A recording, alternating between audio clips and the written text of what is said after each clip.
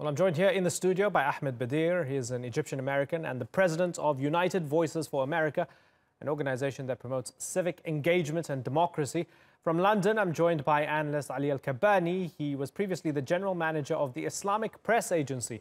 And in Cairo is Mostafa Ragab. He's an observer of Egyptian affairs and the founder of the UK Egyptian Association. Gentlemen, thanks so much for joining us here on The Newsmakers. Let me start with my studio guest, Ahmed Bedier. Is there any credibility in this election? Obviously, there isn't. To outside observers, there were no real candidates running against President el-sisi. In fact, the only one other candidate running against him was someone who previously endorsed him and said that he wouldn't debate el-sisi because it would be disrespectful and that he adores him. You know, some people are speculating that he himself voted for el-sisi. So obviously, any other contenders that even attempted were either arrested or pushed out of the country, and not to mention the tens of thousands of political prisoners, opposition prisoners, are not even allowed to participate in elections. So really, there's no credibility in this election. Strongly put. Mostafa Ragab, I understand that you participated, you voted. Have you voted in a sham election? Well, let me tell you something about people standing for the election. I think wise people have realized that this time that Egypt passing by, the suitable person is President el-sisi to lead the country at this time, and that is why people didn't stand for the election.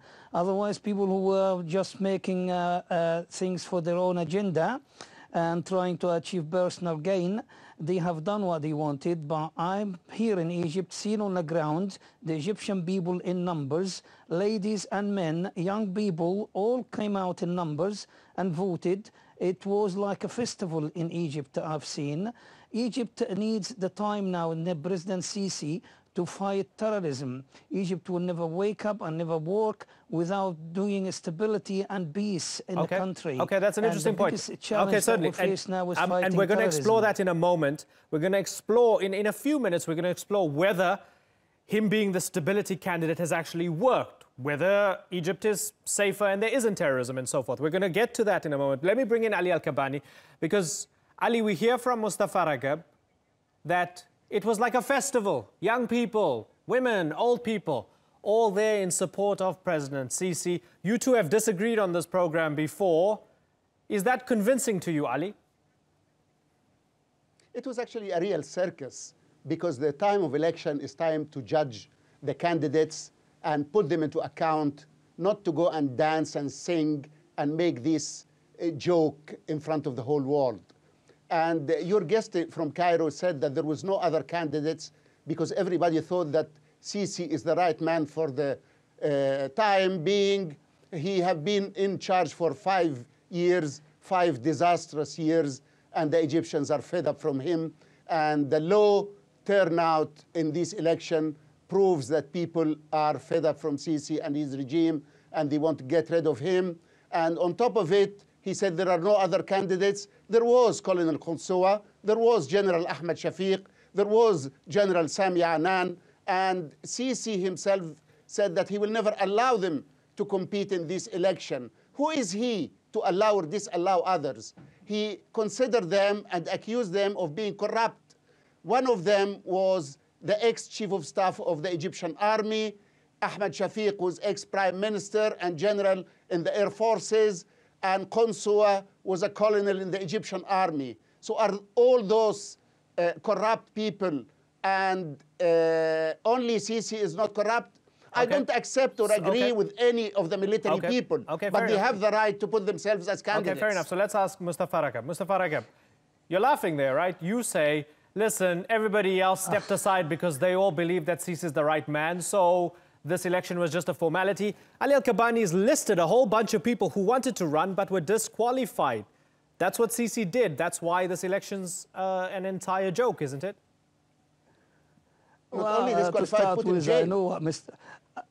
I know what Mr. Kabbany is going to say, but let me tell you something. I'm really surprised and shocked with the credibility that Mr. Kabbany giving to those names, because in one time they say those people should never stand for the election, But when they didn't, he's really speaking very highly about them. So make up your mind. Do you want people from the army to rule, or you don't want people from the army to rule? I have no respect of any of them. You really don't know. You don't know what you want, do you? You just come in the program and put your own agenda. I have no respect of any of them. Voted. But they have got the right to put their names as candidates. The Egyptian people have said what they want to say. So me and you now, observers, we have just to wait and see the count for the election, and then we have to accept it and we have to respect it, and we have to work together to rebuild the country. It's no good that we keep putting our own personal agenda on Egyptian people. I mean, I think for everybody, Egypt is a personal agenda, especially since 2011. Let me bring it back to Ahmed Bedier here, to the point that was made earlier. Sisi is seen as a stability candidate. If there's no Sisi, the argument goes, Egypt will become Libya, Egypt will become Syria.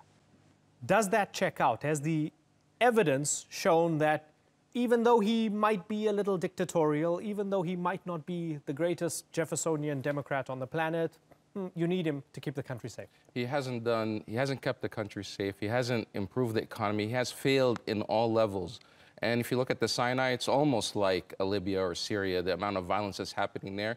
ISIS did not exist when Morsi was around. Now ISIS is flourishing in the Sinai itself. He is failing on all levels. He's failing to deliver on his promises. People are, look at the value of the Egyptian pound now. The economy is in the tanks. This person was promised so much, and at the beginning running on defeating militancy and Islamist and terrorism, has failed to even do that. So what has President Sisi brought except less democracy, a horrible economy, and a lack of security? He's failing, and to answer earlier, before he was blaming everything on the Muslim Brotherhood and the Islamists, and rejecting them being part of the political process, but now people who are actually from the military. I mean, he's becoming so authoritarian that he's rejecting anyone other than him.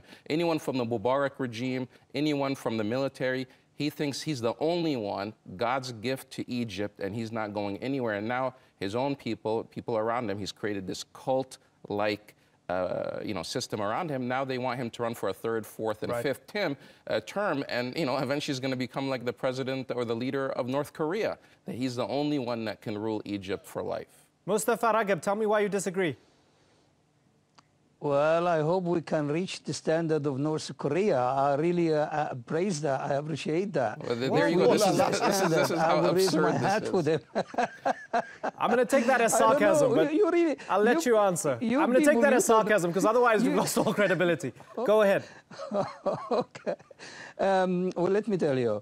President Sisi, all the things that has been said about him now from our colleague in America is not true. The stability in Egypt, at least they have stopped the terrorists at the borders of Egypt, people sacrificing their lives every day. The terrorists have not managed to get inside Egypt. Of course, we fear that day that Egypt become like Syria or Libya or Yemen or Iraq.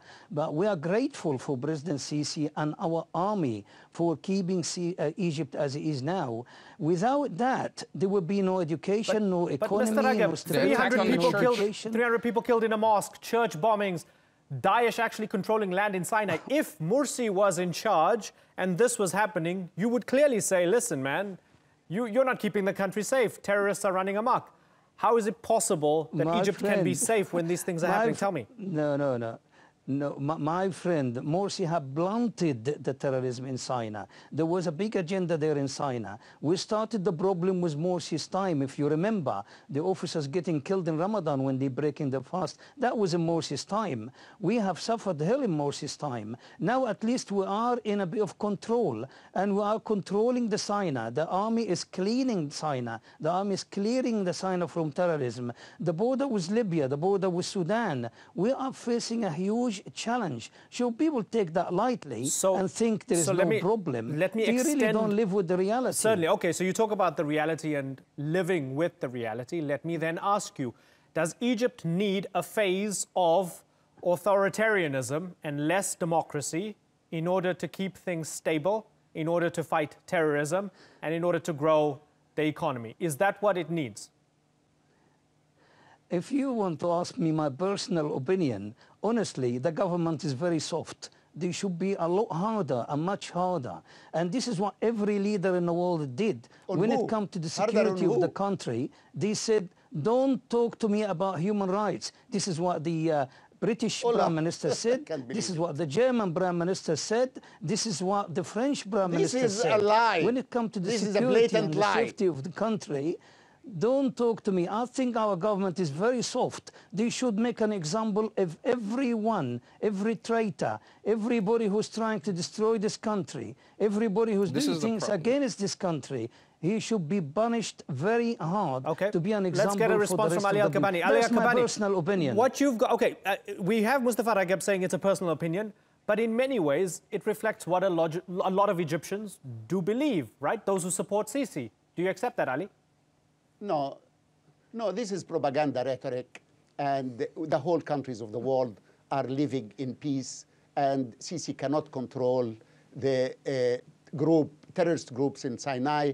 And 1 month ago, we heard about a military campaign by air forces, navy, and land forces to clear Sinai within weeks. Now, weeks have passed, and we didn't hear any outcome of this campaign. The question now is, Sisi won the second term, and I would say that he will win a third and fourth term. The question now is when the parliament will change the constitution to allow him to stay longer. So it is a joke. There is no democracy in Egypt. It's a continuation of the corrupt regime of Mubarak and the military rule since July 1952. Nothing changed. I mean, what is your evidence of the corruption? The Blessed Revolution. What is your evidence of this corruption? What is your evidence? The evidence is giving away two islands. The evidence is giving away two islands that belong to Egypt. Egypt is a state of corruption. Okay.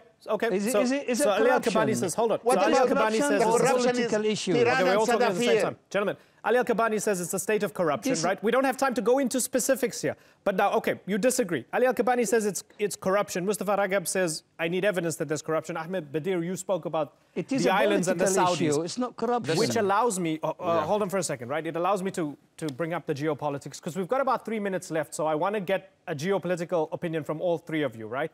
Ahmed, let me start with you. Egypt under Sisi, in the Saudi camp, in the UAE camp, in terms of the Qatar dispute and geopolitically in the region. And on top of all of that, Sisi is Washington's man. How do you feel about that?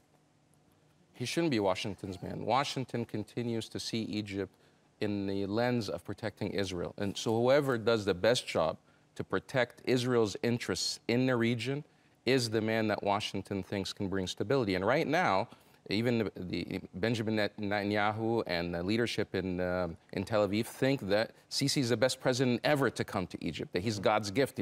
They've been quoted as saying that. So, and he's working closely with the Israelis. So in that sight, they see him as a great person. But for the Egyptians themselves and for the region, he's brought less credibility for Egypt. They're no longer an honest broker. They don't have the leverage over the Palestinians. They're no longer respected as as an Egyptian superpower. That has now shifted to Saudi Arabia and to some of the other small countries. The UAE now has more leverage and more pull in the region. And when you talk about corruption, a lot of the money that came, I mean, he was able to be propped up by the billions of dollars given to him by the Saudis and the Emiratis, which most of that money did not go to help any programs, and most of that went to the leadership in the military. The problem with Egypt is it continues to be led by military rule, which needs to come to an end at some point. Okay. Aly El Kabbany, I'm going to give you the final word on this. But first, Mostafa Ragab, maybe Mostafa Ragab will rile you up a little bit with this answer, perhaps. Mostafa Ragab, geopolitically, aligning with the Israelis, aligning with the Saudis, aligning with the Emiratis, and having the protective umbrella of Washington as Hosni Mubarak had it over all those years. Is that the way to go for Egypt in the region and geopolitically? Right. Politically, I can tell you that my colleagues, they have no proof for any statement they're saying.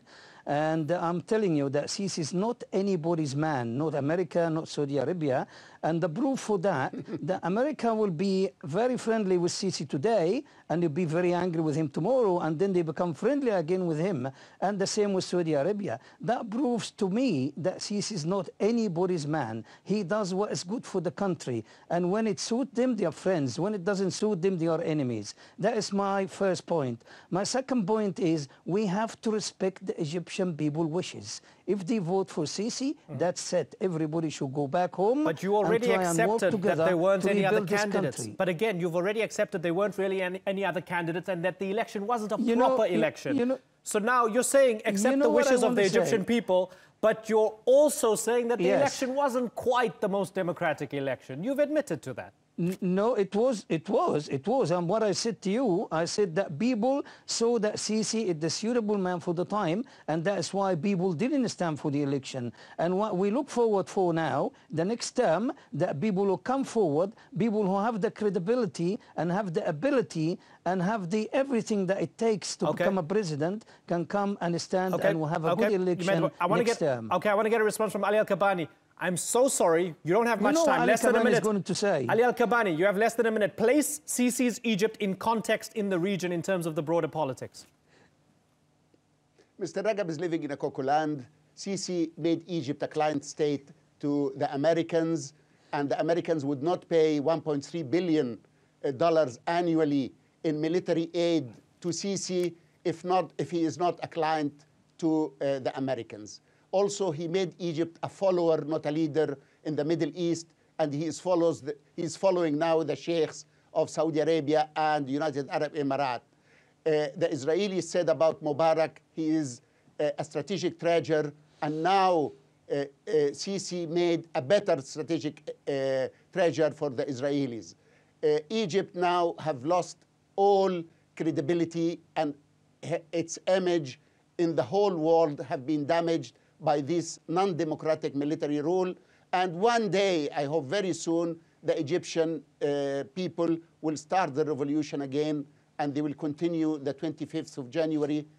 And you're going to lead this revolution, Mr. Kabbany. Regime once and for all. Okay, gentlemen. No, I'm not going to lead it. The Egyptian people will. Okay, we've had this conversation before. I don't live in Egypt. Yeah, we've had this conversation before, but gentlemen, we're out of time. It's been a pleasure having you all on the program. Let's see what Sisi does in his second term. Aly El Kabbany, Mostafa Ragab, and Ahmed Bedier. Yes. I thank you all for joining us here on the Newsmaker. That's the issue.